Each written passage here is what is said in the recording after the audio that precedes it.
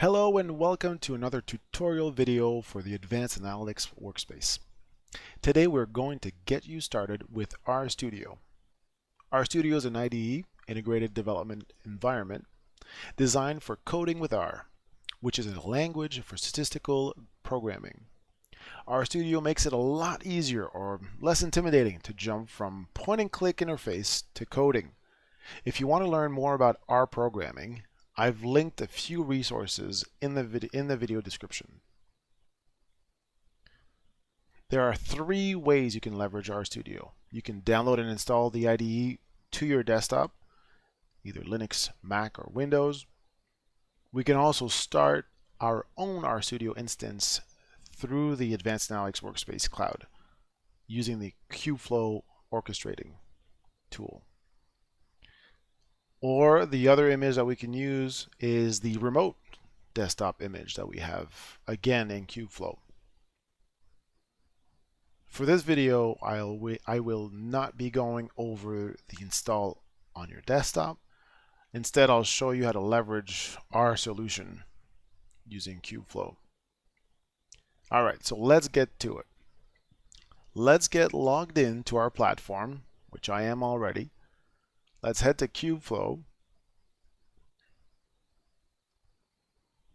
And from here, we'll go to Notebook Servers. And here you'll notice that I already have a remote desktop and an RShiny demo, which is RStudio in this case. So I'll show you the remote desktop because showing you the remote desktop will show you what the standalone or dedicated RStudio image shows you as well. Once I'm connected to my remote desktop, I'll open RStudio.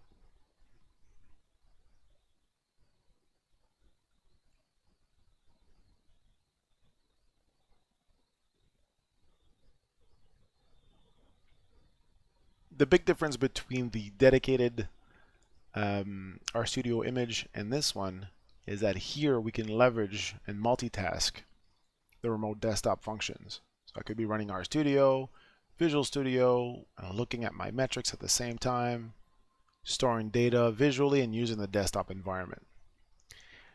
In the RStudio dedicated instance, we'll literally have this window where we'll have our IDE and that's it. We'll also have access to our data on the volume attached to our image. If you've never created a Kubeflow server before, or a server through our Kubeflow orchestration tool, I'll link a video in the description for you to go over the guided tour of Kubeflow and how to start your own server. But for now, let's focus on RStudio. I've already brought over a r-markdown example. So let's load it up. Here, I'll show you actually. I'll open the file here on my desktop and r-markdown. So this is how it's going to look like. Now, if you wanted to bring your own script, we can simply use the VNC menu for the remote desktop in order to bring it over. So we'll click the arrow to expand the menu and click the clipboard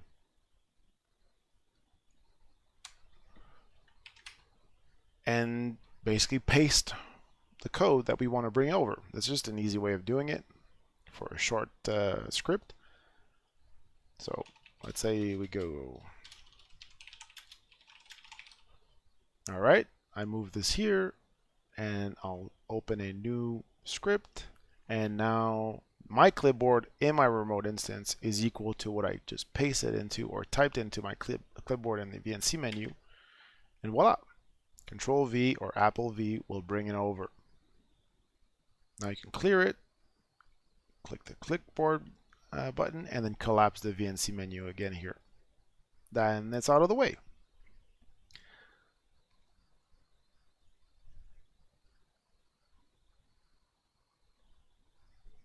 All right, so before I let you jump into the example and kind of learning about how R works and RStudio, and also explore more of the Markdown example here, I'll show you a few tips and tricks to kind of get you familiarized with the IDE.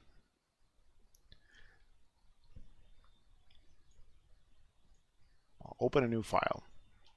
And for example, we can load up variables, values into variables. And in r-markdown, what we can do is, for example, y will be 7 and x will be 3.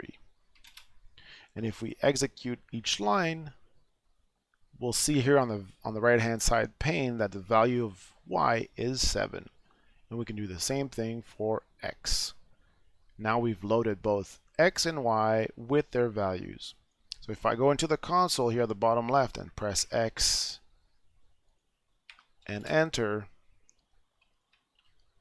I'll get 3. And if I press Y and enter, I'll get 7.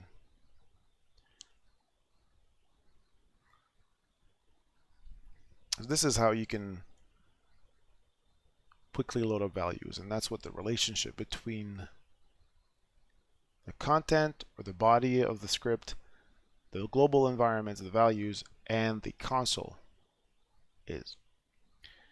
We can clear the current values that we have by using the brush. Click yes. Now there's also a brush for the console here that we can use to clear the console. An easy function to start working with is the plot function.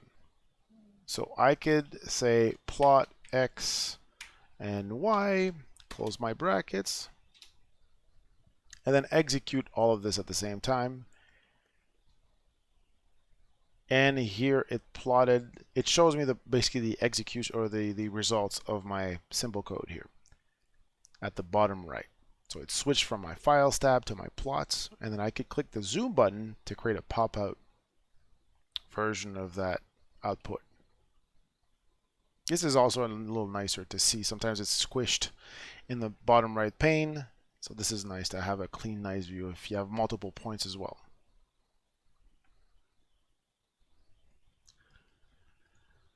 And another tip is if you don't know what the function does, or if you need more information about it, how you can leverage it within within the IDE.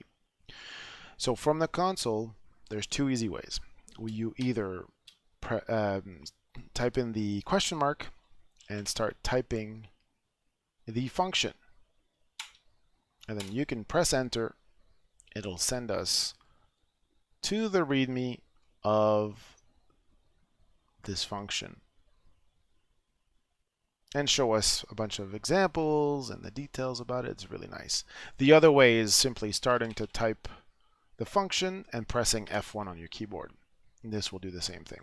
Either one works. Now, last but not least, it's package management. Now, if you wanted to use functions that are contained within a package, you need to make sure that it's installed before running your code. You can always run the library function from within your code, but if you kind of knew ahead of time, you can save yourself some debugging time and go into the Packages tab and scrolling through whatever package. If you want to save some time, you can always search if you know the name already. You can run the update command to update all of your packages, and you can install new ones by simply clicking the install button, typing in the